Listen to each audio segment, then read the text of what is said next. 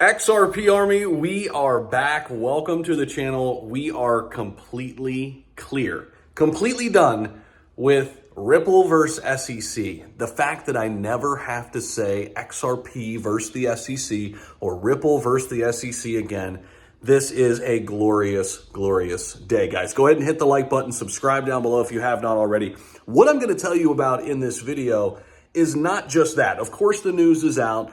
The appeal is basically done with. All is sorted. The fine is paid, whatever. Here we go. What I want to get into is what this means now for XRP. What does this mean moving forward?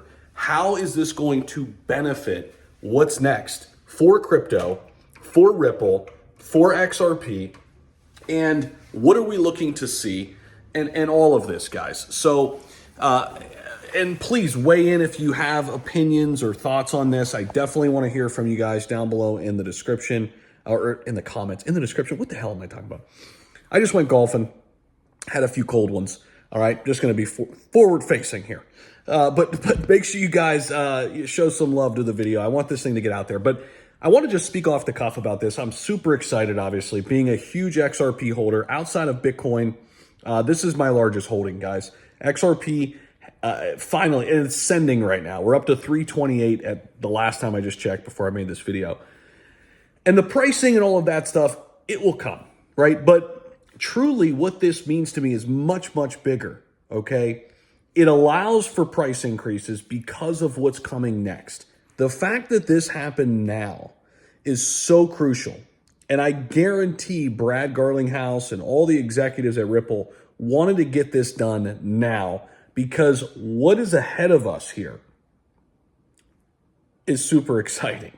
What's ahead of us now with the Clarity Act, future ETFs, future rate cuts, and let's hope a blow-off top altcoin season. And the fact that XRP can fully join the party. Yes, XRP, we knew was not a security on the retail side of things. We knew it before we knew it officially in July of 2023, right?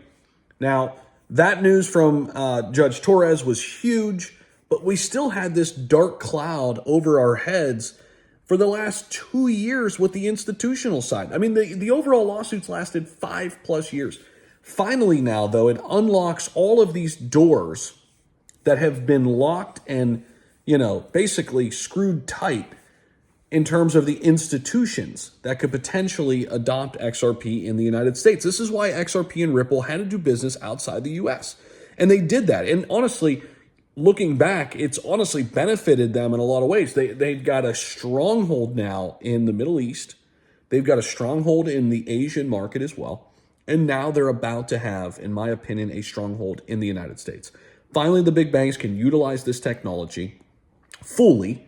There's been inklings and all kind of rumors swirling, but now that the, monkey is off our back completely from the institutional side, the retail side, it is perfect timing.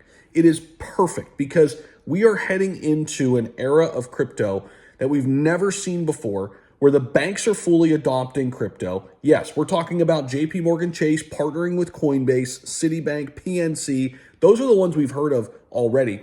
Many more are going to hit. And the Genius Act gets through with stable coins. Obviously, RLUSD is going to be a big part of the tokenization industry. Ripple already doing business with Dubai for tokenization. But coming back to the United States and what this means here at home for cross-border payments and tokenization, the fact that they partnered with Ondo before all this was done is crazy, by the way. It's almost as if they knew this was happening when it was going to happen. This is going to open the floodgates now for mass adoption. Point blank, period. And that is all we've been wanting for half a decade. And some people further on before that. I got into XRP in 2020, 2021.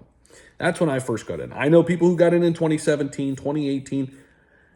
And everybody's got to be jumping with joy right now because it has been such a long time coming. And, in terms of a price point, it's so hard to predict. A lot of people throw these numbers and fair value, and I think it's going to 1,000. Listen, I don't know where the hell this thing's going, to be honest with you. Nobody does, by the way. That's why you subscribe to the channel, because I don't just feed you a bunch of bullshit. Okay, I'm not just going to tell you, we're going to $1,000 a coin at the end of the, and here's how I know the fair value. I don't know. All I know is it has one of the highest upside potentials now of any asset out there on the market, hands down, bar none, because of the relationships and partnerships they have. They just acquired a company today as well. This is the beginning, the true beginning of Ripple XRP, guys. Literally, what we see today is the true beginning of where we're going and what is about to happen. So I am super excited. I think the timing is perfect. We're in store for, I think, a Q4 rally, and XRP is going to be allowed to be a part of it fully. We're going to see ETFs hit the market. Yes, I do think they're going to come late 2025, maybe early 2026. It just depends on the Clarity Act, because once we get the Clarity Act pushed through, here come ETFs, baby. But I am super fired up, guys. And to me, this is the true beginning. This is the beginning of what we've been waiting for. And I am so happy, so blessed, so grateful to be a part of this journey with you guys.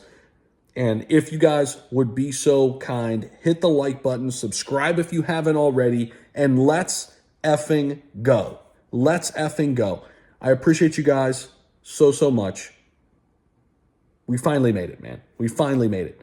And for all the naysayers out there, eat those words, man. I love it. XRP is a stable coin. It's this, it's a... Let them talk, but don't listen to the noise. I appreciate you guys for watching. Peace.